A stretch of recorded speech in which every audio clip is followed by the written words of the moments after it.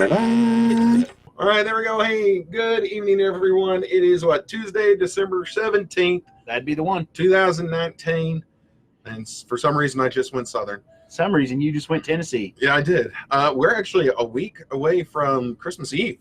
Man. Christmas Eve is a week away from tonight, if you can believe that. What'd you get us, everybody? Not views. Not views, obviously. That's good right there. So yeah, hey, thanks for joining us. First thing I'm going to talk about just real quick is a lot of love for the show last week, and I really, really appreciate that. It was definitely not an easy or fun show to do, but there was a lot of love for it. It's going to go down as one of our most watched episodes, so that's super cool. And then, of course, it was all for my friend Sarah, and I actually got messages from both her mother-in-law, her mother, and her closest friend, all as showing love for the episode last week. Well, man, it was really good. So thank you. That was super cool to just get a little love there. So that was last week. Here this week, Joe and I are doing our 2019 year in review. Basically, that means we didn't know what else to talk about. Correct. We're phoning it in like this is going to be hot garbage night. Absolutely not. I've got good stuff. Oh, well, I'm glad one of us does. So just real quick to go over the schedule. Again, next week is Christmas Eve, no show. The week after that is New Year's Eve, no show. And then after that, we'll be back to start season 2 on January 7th, 2020. So, yeah, because, Christmas Eve, I've got things going on. Indeed you do, and so do I. New Year's Eve, you've got things going on. Yeah, staying away from all the amateurs who have never drank before. And I'm going to go to bed at like 8. Probably 10 o'clock for me. Because that's what I do. That's right. I'll put my littlest to bed, and I'm going to go to bed while everybody else waits up to see this New Year thing. Yes. For some reason, it's important to them. If you're really good, you leave your milk and alcohol next to the fireplace, and the New Year's guy I don't know. You show up at my house and drink? No. Oh, okay. No, not to your knowledge. Not to my knowledge. Okay, fair enough. Yep. All right. Well, Joe, this whole show was your idea. Absolutely. You get us started. I'm going to turn down the music because the lady's yelling at me. What's up, JP? It's good to see you this evening. So what Kyle and I proposed to Kyle we did that tonight is that we come and, like he was saying, do our year in the review. So I told him I wanted him to come prepared to talk about 4 things. Talk about what was a story this year in the news that ticked him off. Yeah. Or caused him to doubt society as a whole. That wasn't which difficult. there was plenty of. I wanted them to come with a story of, hey, this is a story that brought some wind beneath my sails, helped me remember that there is some good going on in this world. Yep. I wanted them to come with a person of the year because all the other major publications and news outlets, they bring that, so we thought we should as well. Sure. And our story of the year. So this is our year in review. I think I forgot the story of the year. That's okay. I will share mine and then make one up. Okay, yeah, we'll make one up. Okay. Yeah. Fair enough. Fire away. Isn't that what normally happens? Sure. So, Kyle, I think that we should probably start on a high note. Okay. So, what was something that you ran into in this last year, a story or a person or whatever that just reminded you that there is something good going on in society? So I wanted to find something that maybe wasn't as, wasn't widely broadcast, but I went a little off the grid for this. So I actually have a story here, and it's really just filled with kind of stats and numbers. But here's what it is. So this is, these are some numbers from the Save the Children 2019 Global Childhood Report. Okay, so this is all about kids.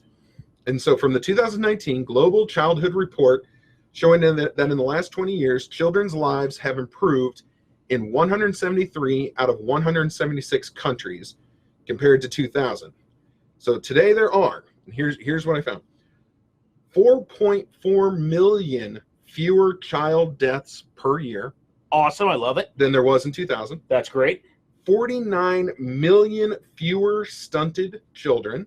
Stunted children. Stunted children. That means like birth defects. Oh, okay, I got you. I got you. I understand what you're saying. Compared to 2000. Okay, that's great news. 130 million more children in school than in the year 2000. 130 million. Now, okay, I wonder, is that like a second baby boom where babies are just, they're just, you know, I think this is right around the time of you know, Y2K, you know, people like, hey, you know, and then there's a bunch of extra kids. No, I think it's people removing their heads from their asses and actually I love it. understanding that education is important. Because again, like it when that happens. Things have gotten better in 173 out of 176 countries. So this is global. Again, okay, we're talking globally. Global, okay. yeah, the global childhood So it could report. just be education's available for places that it wasn't necessarily available for before. That it used to not be, and especially a lot for females. Because Wow, that's another big place where people were denied education. Way to go, ladies. So let's see. We have 94 million fewer child laborers. 94 million? 94 million fewer. Well, that's really good news, but the sad part is that there used to be 94 million child laborers. We used to buy a lot more Nikes back in the year 2000. We did. Ooh. Oh. Yeah, there's my Nike slam. You guys suck. Ooh. 11 million fewer girls forced into marriage or married early. Okay. That's a good thing. 3 million fewer teen births per year.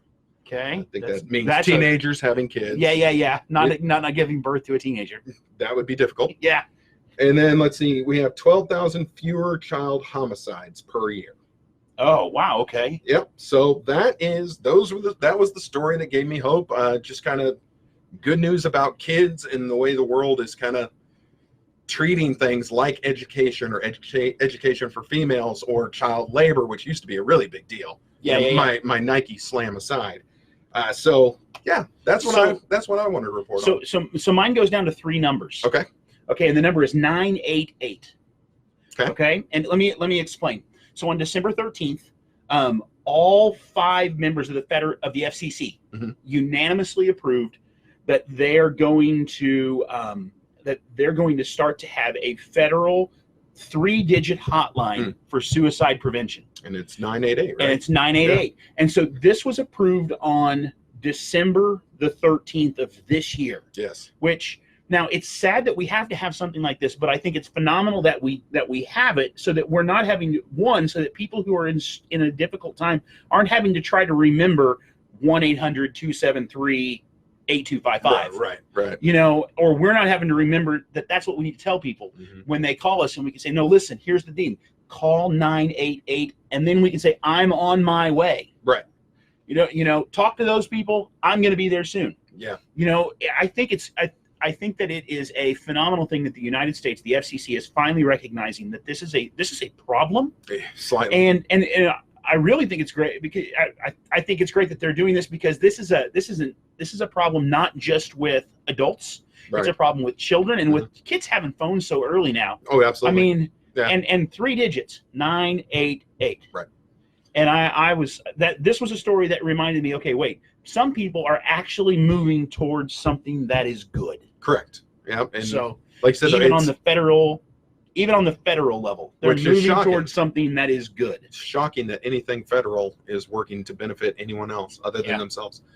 Well, yeah. Okay. So very cool. I like that one. Yeah. That's good. So yeah, 988. And that's something you guys will be hearing a lot more of as it starts you're going to hear a lot more about it. It said that it's going to be a slow rollout, but within 18 months, it'll be nationwide.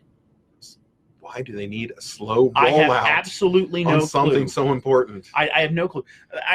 I get that's where I kind of shook my head with this one. Yeah. But listen, I'm just happy that they're doing it. No, that's good. No, that's good. I'm not knocking it even at all. Hey, Deanna came in. Hello. Look at who we got. We got Deanna. We got Jeremy, Penny, James, and Jenny, and Rick.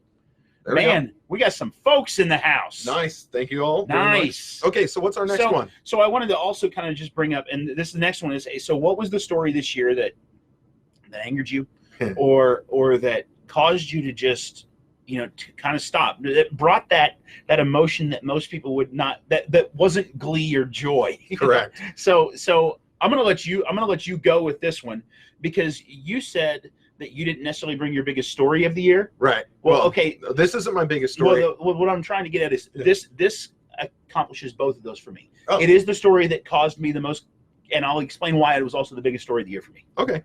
Well, my story is really not like a particular story. It's just the overall really, I guess, the feel of the country over the year.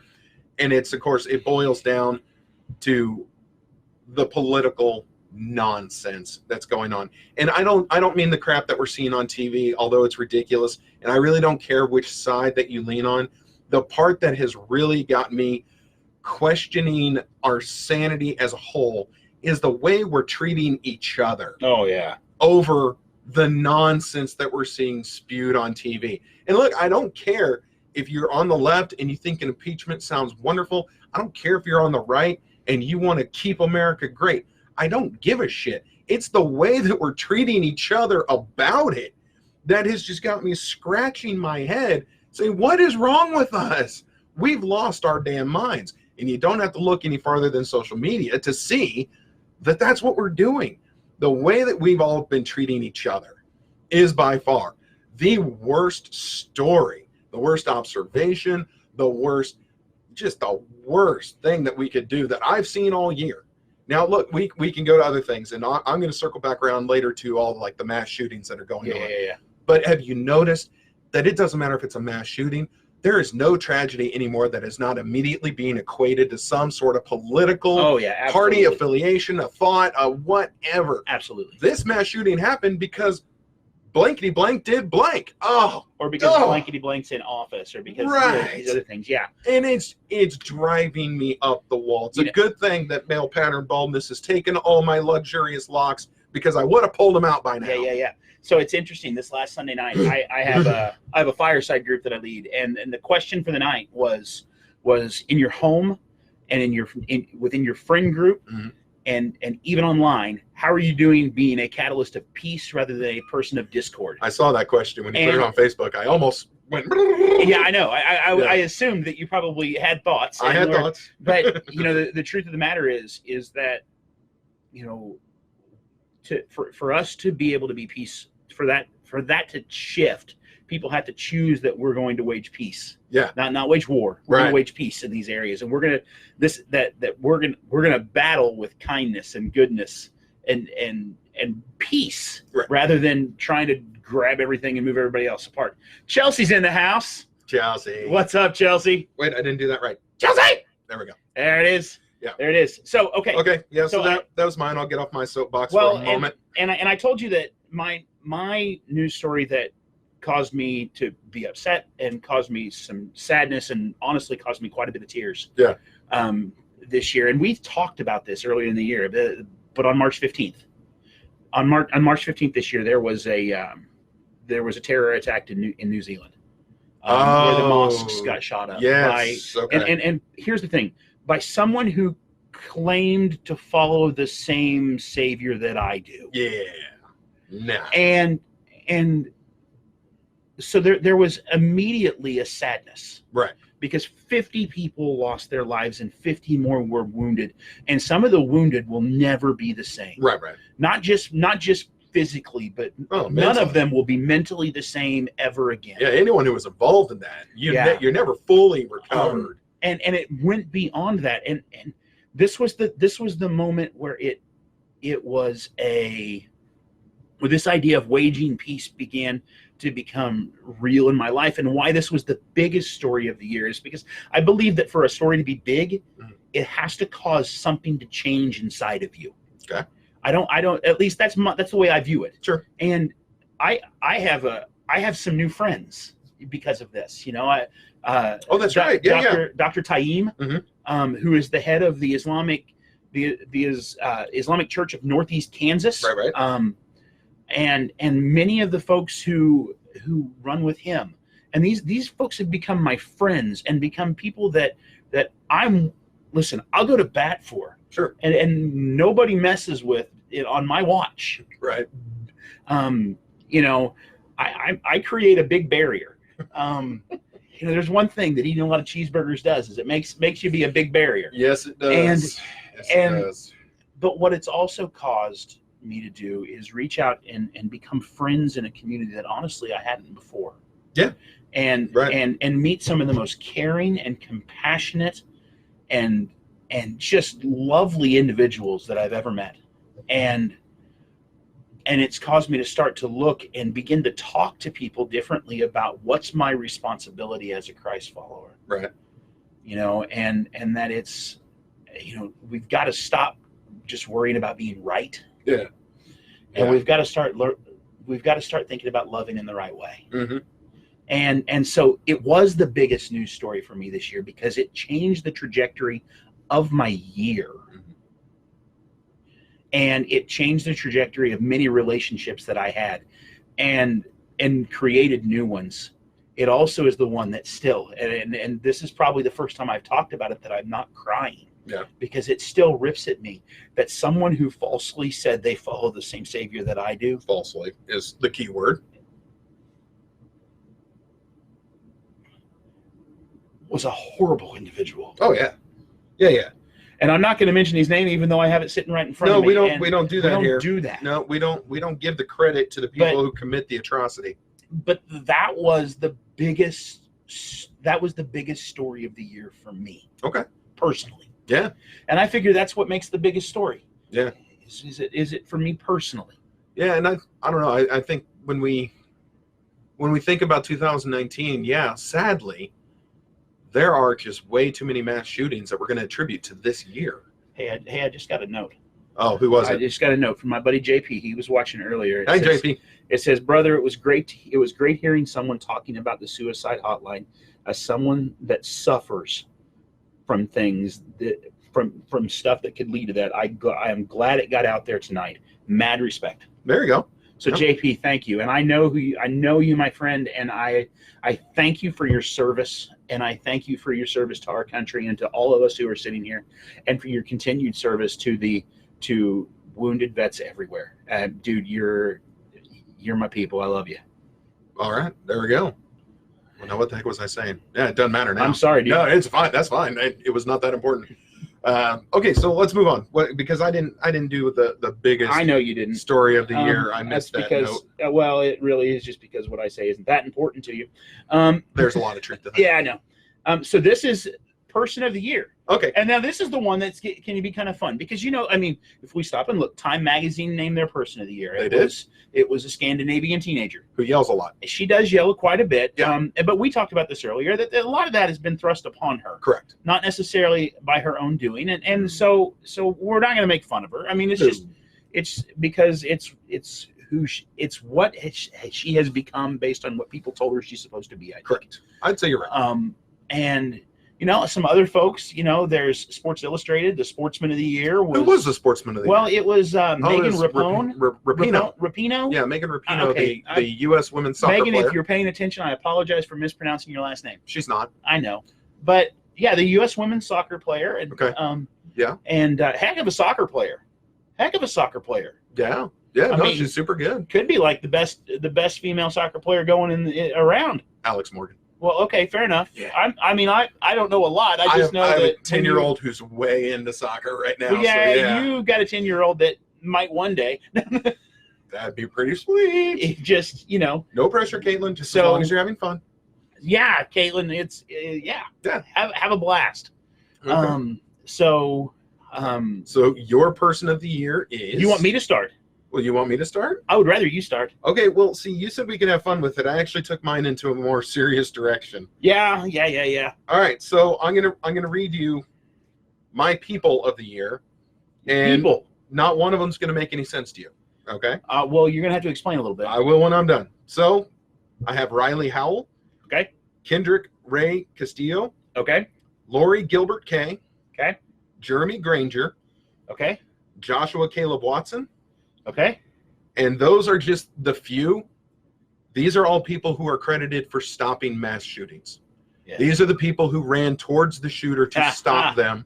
And with the exception of one, it was at the expense of their own lives. Yeah. To stop all these mass shootings, which we're talking about earlier. Buddy, we're going to have something in common. Oh, yeah. There we go. Well, no, it's just, again, if you want to go biggest story, at least what's sticking with me the most this year, it is all these mass shootings. And as I've talked about before, and I remember going way, way, way back to the previous podcast when there was the mass shooting in Pittsburgh where an Islamic person shot up the synagogue and then he was wounded. He was taken to a Jewish hospital where Jewish doctors saved this man's life. He had just shot up their synagogue, and they saved his life. So it's one of those.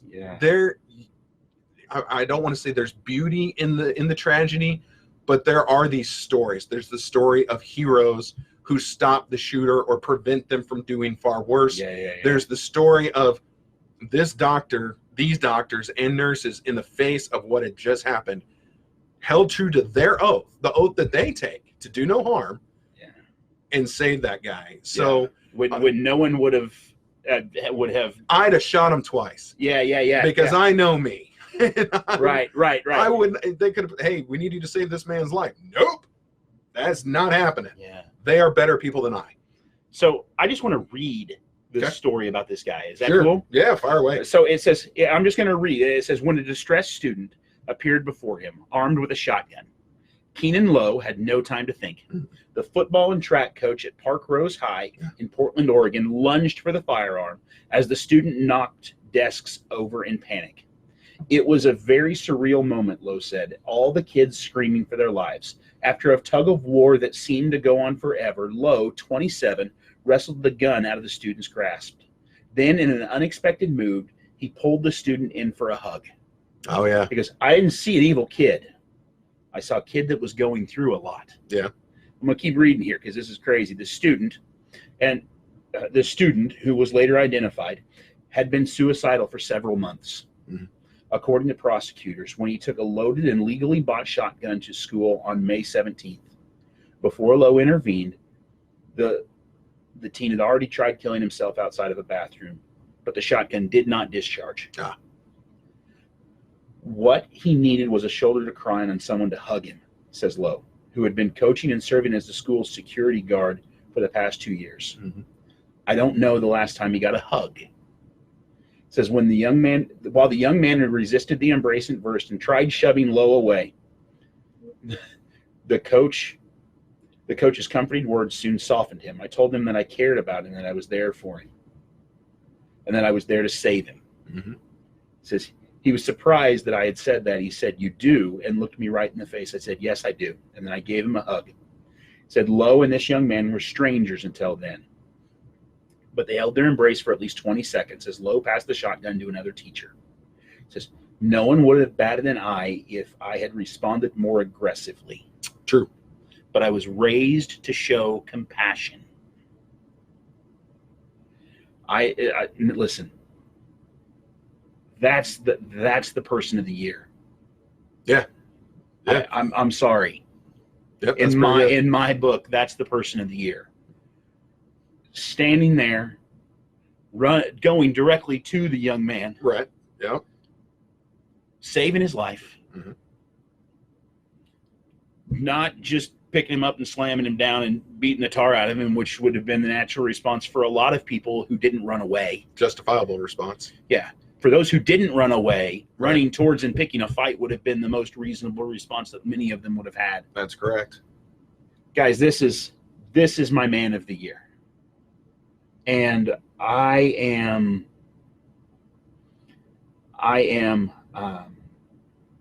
blown away. It goes later on that that he went to the school that day and he only had one round, and it was meant for himself. Yeah, it was meant for himself. And said it was evident that he was fighting demons. Yeah. We go to find out later on about this young man that he. Oh, hold on just a second. My I saw who came in, so you better say hi, something. honey. It's so nice that you joined us. I love you so much. I hope you're feeling much better.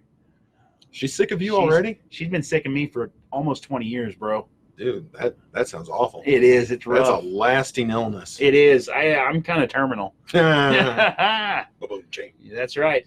So, but they talked about this young man and about how just his home life and the things that happened there. And, you know, when he says, I don't know how long it'd been since he'd had a hug, this kid probably didn't know how long it'd been since he'd had a hug. Oh, I'm sure not.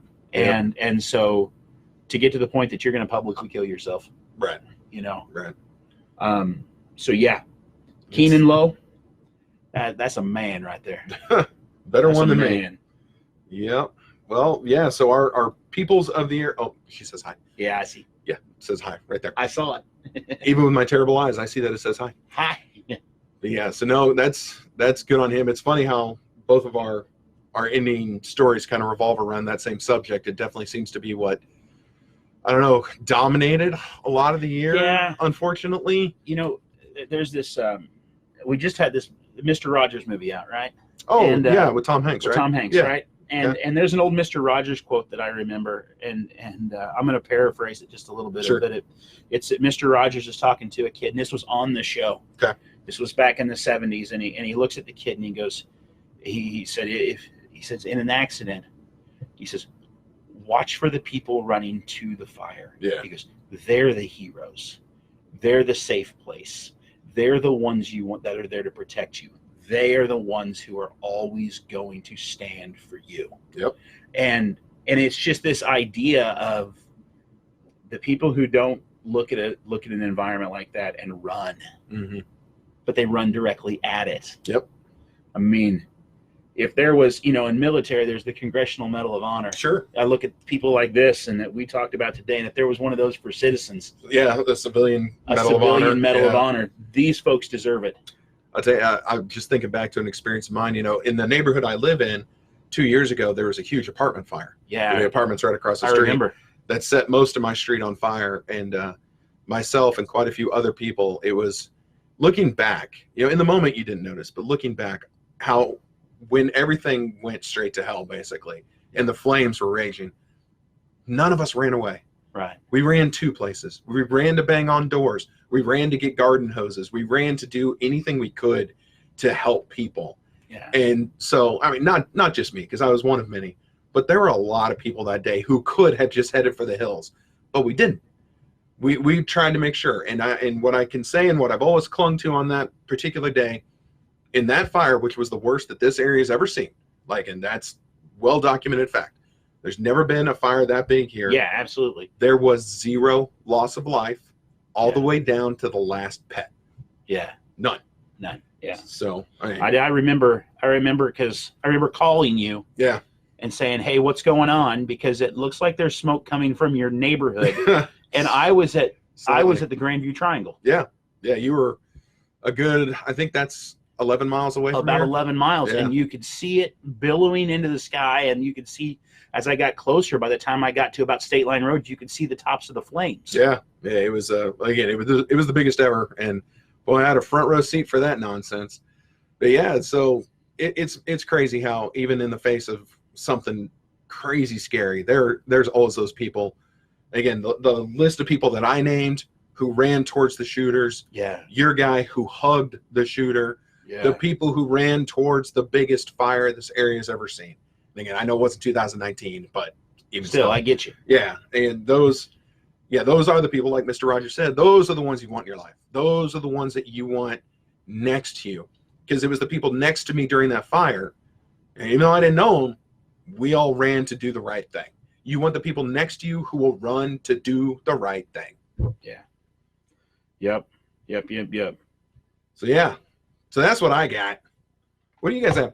All you people who are watching, the 7 of you right now, I'd love to know if you have a person of the year off the top of your head. Yeah. Put it in the comments section. Why y'all so quiet? Yeah. Joe, I asked for that the other day and I got nothing. Joe's over here giving his wife googly eyes. Yeah. Why don't you people give us your people of the year? If you do it quick, we can read it. Well, he can read it. I can't see. But okay. Yeah. So anyway, I'd love to know what everyone thinks, because trust me, I didn't name the only ones. He didn't name the only ones. Who made an impact? Yeah, man. Who made an impact on you this year? What news story made an impact on you this year? Share it. Even if we go off the air, share something. Yeah, write it in there and do it. Yeah, write it in there. It'd be great to come back next year and say, hey, we'll talk about it next year. No, just to be able to say, hey, this is what people said. Right. No, I think it'd be a fascinating show. It'd be a fun show. Yeah. So I don't have anything planned for January 7th yet. I really kind of think that on January 7th. What'd she say? Oh, Kyle Walker and Joe Clausen. Yes. We're people of the year. Boom.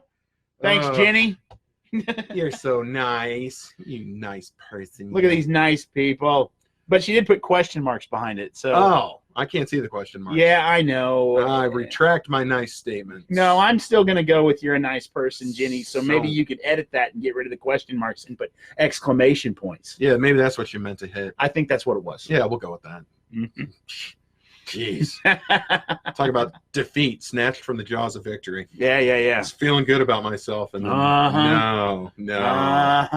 So let's see. Oh, here's another one. You read it. Paul Chappa is the person of the year in his book. Paul's a good dude. I think I've met him all of one time. Paul works through an organization called Fish. Yep. And does some incredibly cool stuff. There we go. What's Jenny got there?